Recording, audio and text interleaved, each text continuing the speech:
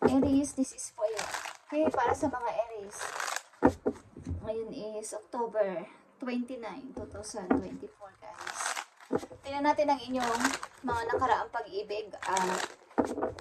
Tingnan natin ang inyong kasalukuyan. Papunta sa future, mga paparating na mga messages. Okay, Aries, this is for you. October 29, 2024 sa mga Aries. Unahin natin ang inyong nakaraang pag-ibig. Kung ano ang mga nangyari, guys. I need message. I need lang message sa mga Aries. Thank you. Sa mga nakaraan yung pag-ibig. Nagtagumpay man to o hindi. Okay. Key of ring is here. Sa mga nakaraan yung pag-ibig, maybe marami kayong option. Ang ibig sabihin, marami kayong pagpipilian. Mga nakaraan yung pag-ibig, maybe taon, mga buwan, okay? May mga option kayong pinagdaanan o pinagpilian.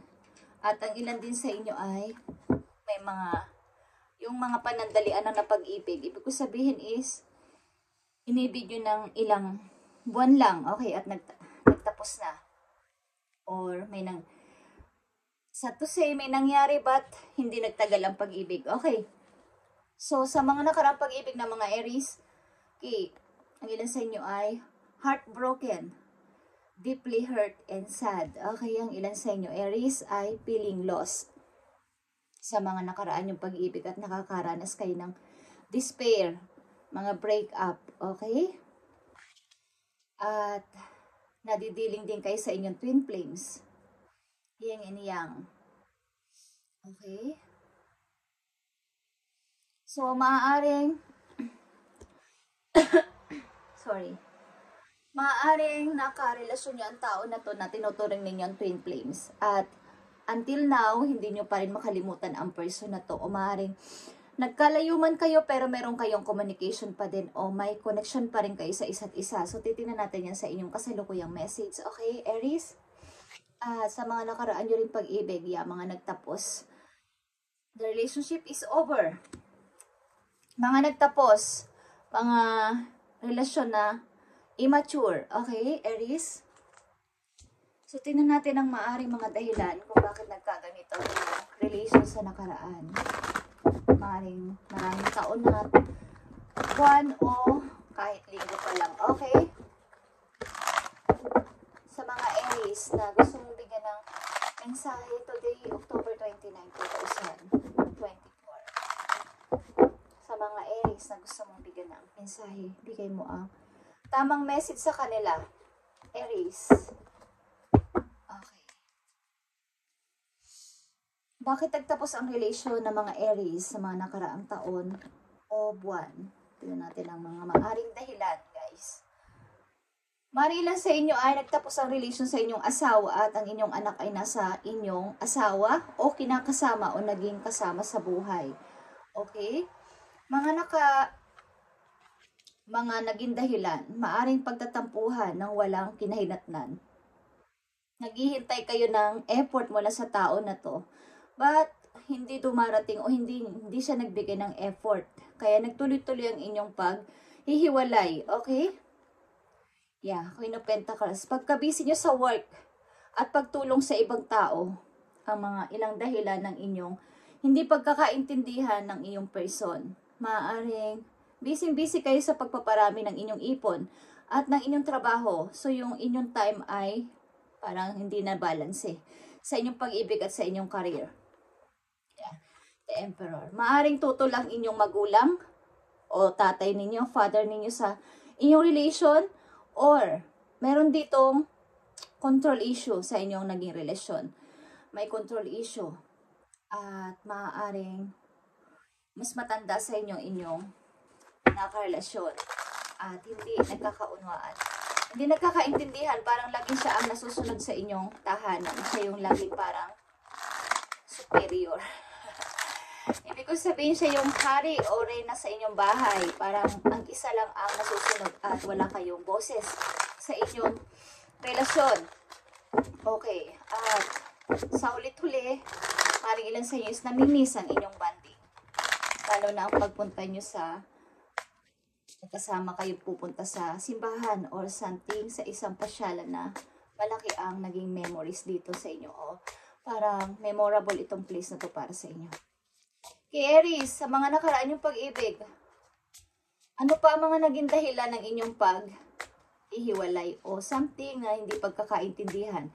At titingnan natin ang inyong kasalukuyan kung magre-reflect pa din ito. Twin flames sa inyong kasalukuyan. Maaari nadidiling ka sa inyong twin flames kahit na magkahiwalay o nagkahiwalay na kayo. Sapagkat ito ay para kayong kambal, guys. Something wrong. Okay, Aries. Ano pa mga naging dahilan na inyong Okay. Andito din ang unconditional love. Maaring ito ay nandito sa twin flame. Okay? O nandito ito sa isang nagtapos na relation na to na hindi na kailangan ng second chance.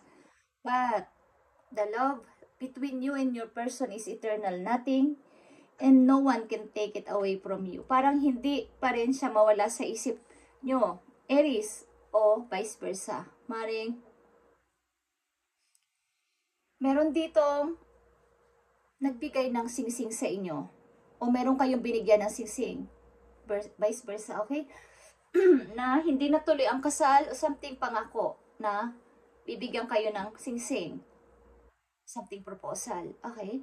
So, ang pag-ibig na to ay unconditional like this sa Queen of Cups. Ano man ang mangyari is mahal nyo pa rin ang person na to. Ito ay eternal. And parang hindi tayo makapaglayo. Okay, kahit na hiwalay na kayo or distance na kayo, hindi pa rin mawala ang tao na to sa inyong isipan, Aries, or vice versa. Ano pa ang mga message dito sa nakaraang mga buwan, taon sa pag-ibig ng mga Aries? Ang love nyo sa isa't isa ay maaring eternal, o ang love mo sa person na to ay eternal, na parang walang sino man ang makapaglalayo sa amin kahit may mga against sa ating relation. Ilan sa inyo dito ay sobrang na heartbroken, deeply hurt and sad. Okay, so yeah, reaching your goal. Everything you want from this connection will manifest in the near future. Maring ang ilan sa inyo umaasa, mahaba ang pasensya, umaasa sa tadhana na sa near future, maring kami pa din ng person ko na nagkalayo kami. Okay?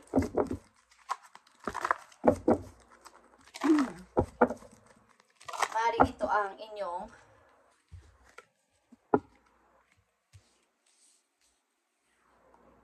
naiisipan. Maaring the near future, maaring kami pa din ang aking person na tinuturing nyo o kayo ay twin flame. Hindi pa rin kayo magkalayo-layo kahit na nagkahiwalay na kayo o nagsampuhan o talagang tuloy na nagkahiwalay sapagkat alam niyo yung coincidence na nakikita o naririnig nyo pa din ang mga binibitiwan niyang salita sa inyo, sa inyong mind. Okay, mga promise. Okay.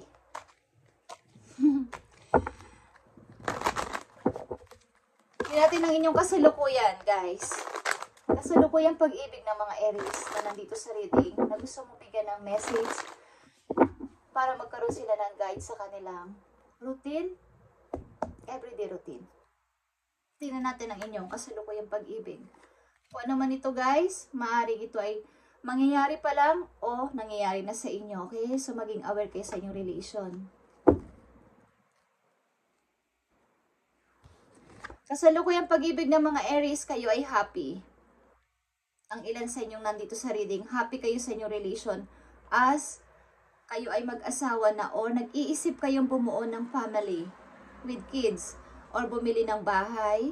Okay? Magsama sa isang bubong. Masaya kayo sa person na to, okay? Sa kasalukuyan yung pag-ibig. Maaring nagpaplano kayo o meron na kayong sariling bahay na binibili o bibilhin in the near future. Okay? Tingnan natin guys. Yeah, judgment. Ito na yung final decision ko. Ito na yung decision ko. Ito na yon. Ito na yung family na hinahangad ko. Ito yung happy family na hinahangad ko. Ito yung inyong pinagpipray sa taas kay Lord. Okay? Yeah. Ito na yung happiness ko. At hindi naman karamihan ang sumusuporta dito sa inyo na mga plano is, ito yung gusto ko. Ito na yung family o ito na yung person na gusto ko na makasama at bumuo ng family or ang ilan sa inyo ay may kasamang anak na makilala ang person na to. Okay? Tingnan natin ang mga messages pa dito about sa pag-ibig. Aries, sa kasalukuyan. Kasalukuyan. Pag-ibig ng mga Aries. Ibigay mo ang tamang mensahe sa mga Aries na nandito sa reading sa kanilang kasalukuyang pag-ibig. Yeah, guys. Wedding is here. The situation involves marriage. Okay. Marriage kayo o magpapakasal na kayo, guys. At maring ilan sa inyo ay nilisan ng isang control issue talaga. Like I said, sa una pa lang sa inyo magpagka-break up sa tao na nauna na ng inyong naging karelasyon is control issue ito sa isang person na parang mala emperor, okay?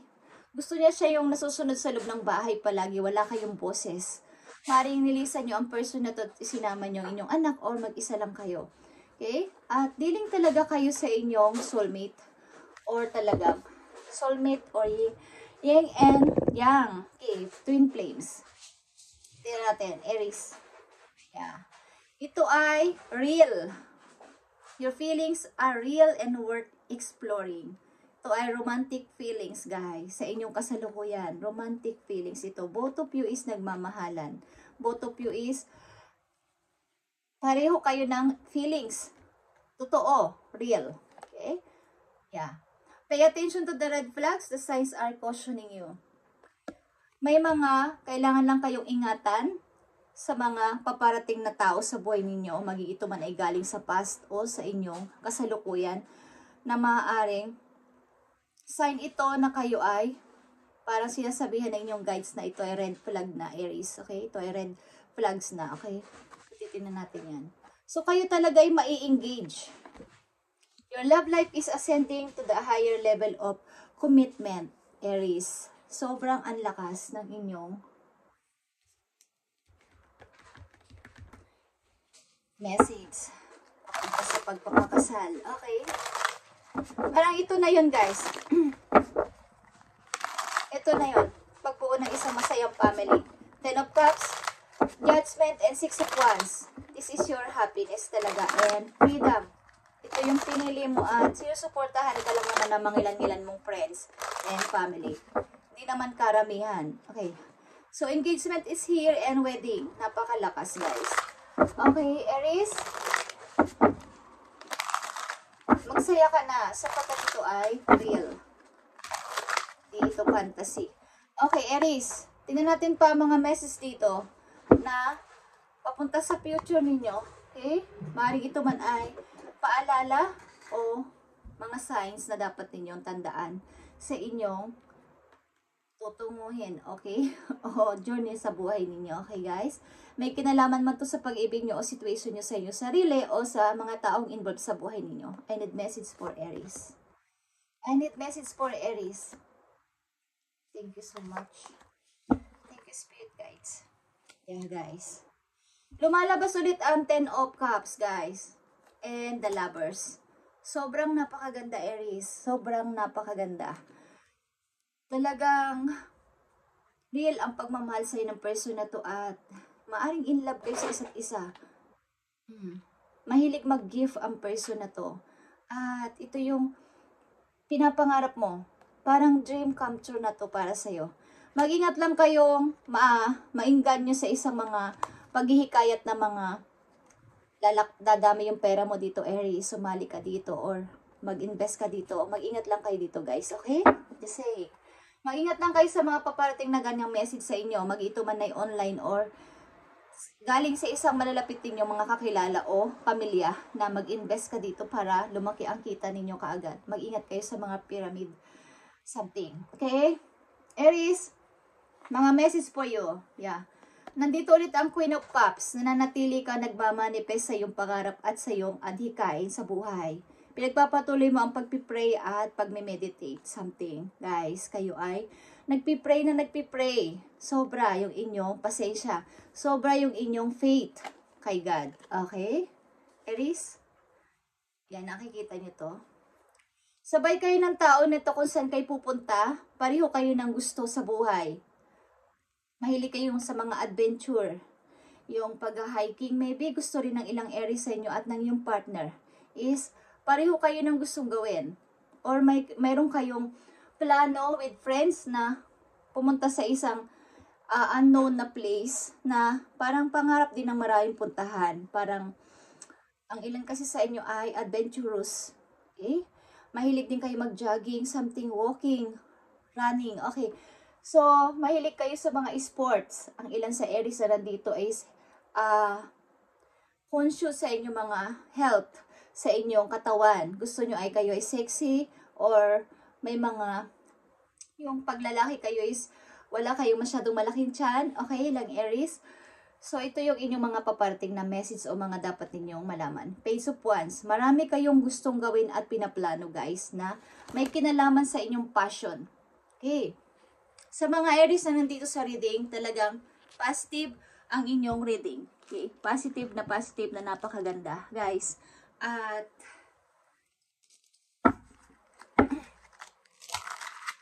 pinapaspasan dito ng angel ang inyong relasyon. Okay? Ng inyong guardian angel, ang inyong relasyon binabasbasan. Dahil ito ay parehin yung pinagpipray o parehin yung minamanifest sa heaven. Okay? Na magkatotoo ang inyong pagpaplano na pagpapakasal. Mukhang both of you is mahilig mag-pray. Something na hindi naman yung tipong religyoso o religyosa, guys. Something na malapit kayo kay God. Okay? Malakas ang inyong faith o tiwala kay Lord na lahat ng nangyayari sa inyong buhay ay may kinalaman ang heaven sa inyong pag-unlad. Okay, Aries, tingnan natin pa ang mga message sa inyo dito. Napakaganda ng inyong reading today about sa inyong pag-ibig, guys. Pagkamat kayo ay nagkaroon ng deeply hurt and sad.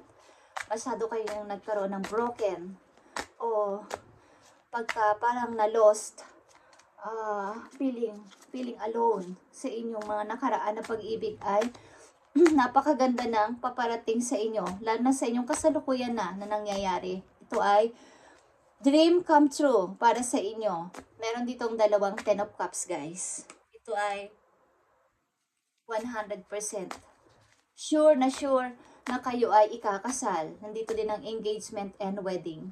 Okay? Iwasan nyo lang na makontrol ulit kayo ng isang person. Kailangan ang pag-ibig ay may respeto sa isa't isa. Respeto mo siya para respeto ka din. At huwag mo siyang kontrolin para hindi ka rin niya kontrolin. Kailangan dito ng balance, guys. Andito ang judgment. At ito ay 20. Is balance ito, guys. At lagi kang makinig sa iyong instinct, sa iyong intuition. Tingnan natin ang message pa for you, Aries. Today, October 29, 2024 sa mga Aries na nandito sa reading na gusto mong bigyan ng mensahe at alam nila yan sa kailang puso. Andito ang pusa, guys, cat.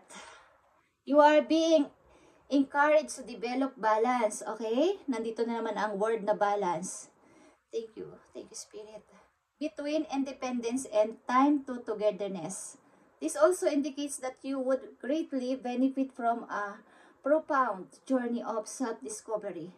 Learn to enjoy time spent with yourself. Okay? Kaya nandito ang Knight of Wands and Page of Wands. Like I said, is marami kayong gustong gawin at pinaplanong gawin sa buhay na may kinalaman din na kasama ang inyong partner at ang inyong sarili mismo. Is, i-discover nyo pa ang mga hindi nyo na nagawa nung kayo ay nasa relasyon at kayo ay na-stuck dati sa isang relation na kayo ay nalugmok doon. So sa kasalukuyan nyo at sa parating na mga taon pa, buwan pa, taon pa is mag-focus na kayo sa inyong minamahal sa ngayon at sa inyong sarili mismo na palaguin pa ang inyong sarili, Aries, at mas sumaya pa sa buhay. Okay? Dahil andito na to. Nandito ang cat, maging independence. Ibig sabihin nito guys, ang mga pusa kasi ay independent. Hindi nila kailangan ng, kasi kaya nila mag-hunt. Gumawa ng pagkain o maghanap ng pagkain para sa sarili nila. Okay? Independent sila kahit hindi sila mamansin. May sarili silang mundo, kaya mga pusa, ang karakter nila. So, ganun ka din, Aries. Kahit hindi ka nila pansinin o walang, maaring mga walang tumulong sa'yo dati, kaya mo naman kasi tumaya sa sarili mong paa.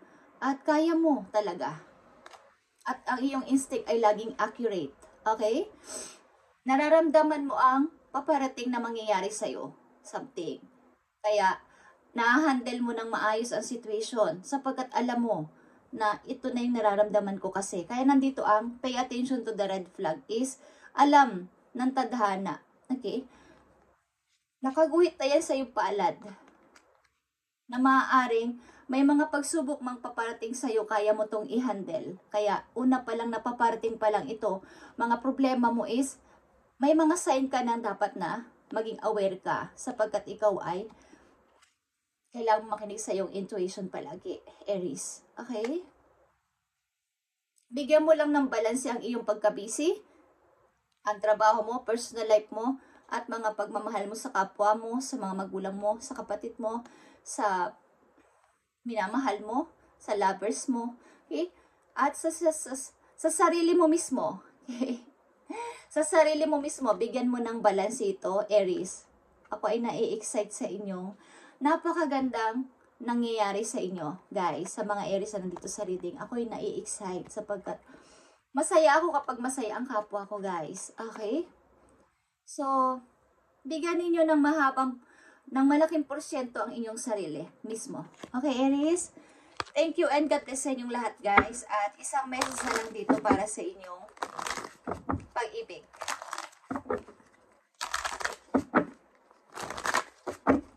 Thank you, guys. And pagpalain kayo sa inyong mga ginagawa at more pa. At magpasalamat na kayo kay Lord. I-claim nyo na ang mga biyaya na hindi nyo pa nakikita. Mga outcome pa lang. I-claim nyo na ito at maniwala kayo na darating ito at mangyayari ito. Sapagkat napakalaki ng nagagawa ng malaki ang pananampalataya kaysa nagdududa. Okay? Hindi lang tayo ang tao sa mundo, guys. May mga hindi tayo nakikita, mga nilalang. Okay? Mga hari, reyna, o mga nagbabantay sa paligid, mga gabay, is naririnig nila ang ating mga saloobin, ating mga sinasabi, at ating mga nararamdaman. Okay? At nakakonect yan lahat ng positive, lahat ng mabubuting, mga element, energy, doon sa heaven, guys. Promise. Okay? Tingnan natin, ang message pa for you, Aries. Thank you, Spirit. Okay. Respect. Respect your relationship. Katulad ng sinabi ko kanina. Respect sa isa't isa. Okay, Aries? Maaring kung ano ang ugali ng iyong partner, irespeto mo at irerespeto ka rin niya. Kung ano ang kanyang ayaw at gusto, dahan-dahan mong alamin at unawain. Okay? Kung mahal nyo ang isa't isa, kailangan dito ng give and take sa relasyon para hindi na maulit ang dati pang mga naging karelasyon nyo na hindi naging matagumpay. Okay? Matuto sa nakaraan. Thank you and God bless, Aries, at pagpalain kayo ni Lord sa inyong mga plano at ginagawa, at bago yun is ibigay ninyo ang inyong plano kay God, kay universe, at sa inyong mga guides doon sa heaven, at napakaganda ng balik sa inyo. Okay? Sapagkat kahit ano pang ating gawing plano, kapag tayo ang nasunod, hindi yan magiging okay, guys. Kapag si God ang nasunod sa ating mga plano, perfect na perfect yan. At wala ka nang mahihiling pa. Thank you, guys, and God bless, Aries.